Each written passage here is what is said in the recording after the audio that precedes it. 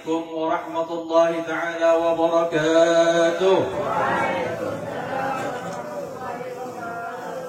الحمد لله رب العالمين، والصلاة والسلام على أشرف الأنبياء والمرسلين سيدنا محمد وعلى آله وصحبه أجمعين. أما بعد.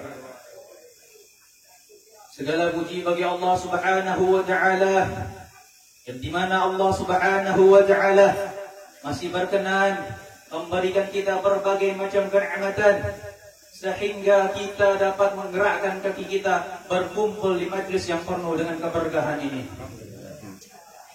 Salawat serta salam tak lupa selalu kita aturkan kehadirat baginda Muhammad sallallahu alaihi wasallam, Nabi yang paling mulia, Nabi yang agung, Nabi yang dengan kemuliaannya kita dijadikan umat yang paling mulia.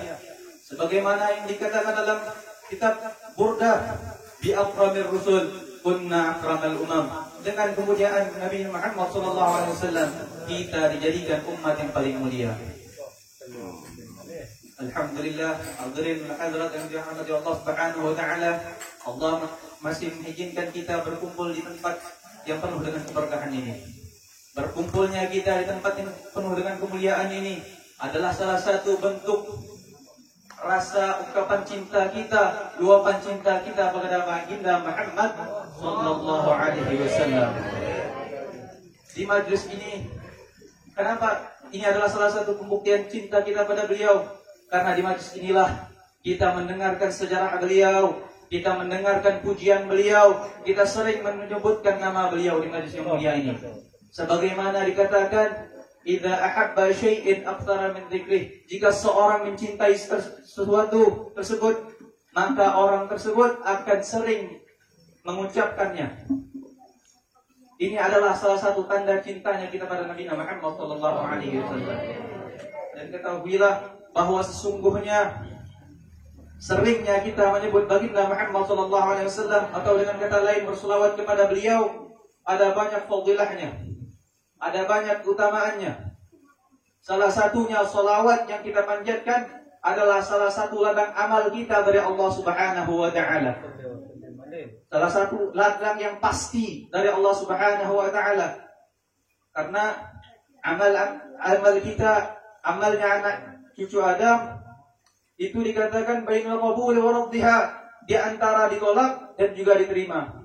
Dan syarat untuk diterimanya amal tersebut ada rukun-rukun yang harus kita penuhi, ada syarat-syarat yang harus kita jalani untuk mendapatkan atau diterimanya amal tersebut. Akan tetapi ada satu amalan yang tidak ada syarat dan ketentuan di dalamnya, yaitu illa salata ala habibi Muhammadin, kecuali berselawat pada baginda Muhammad sallallahu alaihi wasallam.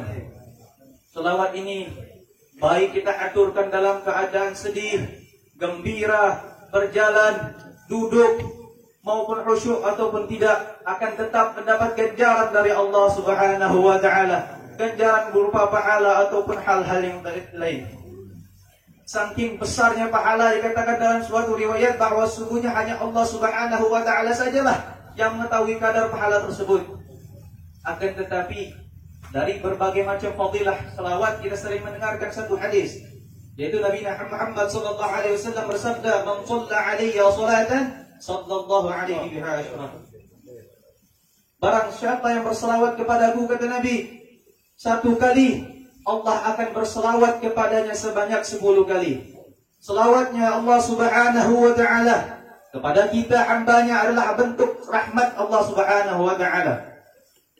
Dikatakan dalam kitab Nisa'ihud Diniyah, satu saja rahmat yang Allah Subhanahu wa Ta'ala turunkan kepada kita, itu sudah cukup untuk menghidupi kita dari awal kita dihidupkan sampai nanti kita masuk ke liang lahat.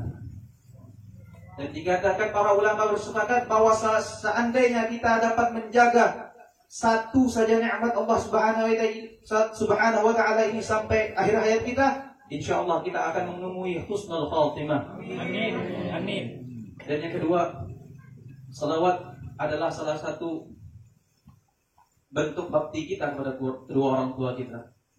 Dalam suatu kitab dikisahkan ada seorang pemuda yang bermimpi berjumpa dengan Nabi Muhammad SAW. Dalam suatu kisah, si pemuda ini melihat Nabi SAW seakan tak acuh kepada beliau, seakan-akan tak peduli akan si pemuda tersebut. Lantas si pemuda pun bertanya, "Ya Nabi, apakah engkau mengenal saya?"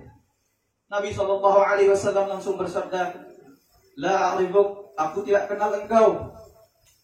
Nabi SAW pun menjelaskan, "Saya kenal dengan setiap umat saya satu persatu dengan kadar seringnya umat tersebut berselawat kepada saya.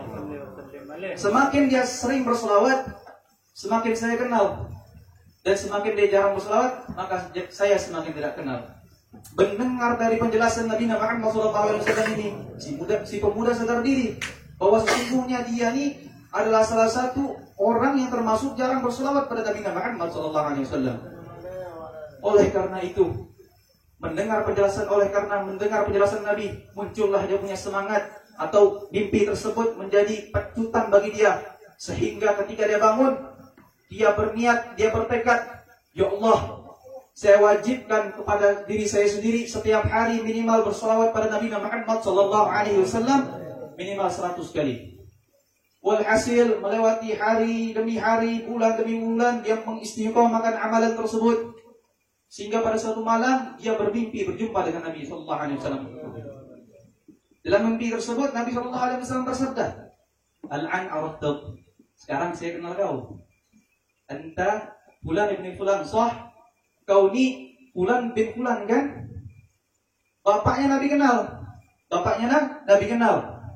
Ini membuktikan bahwa sungguhnya selawat yang kita panjatkan pada Nabi Muhammad SAW adalah bentuk perkenalan diri kita dan orang tua kita kehadirat Nabi Muhammad SAW.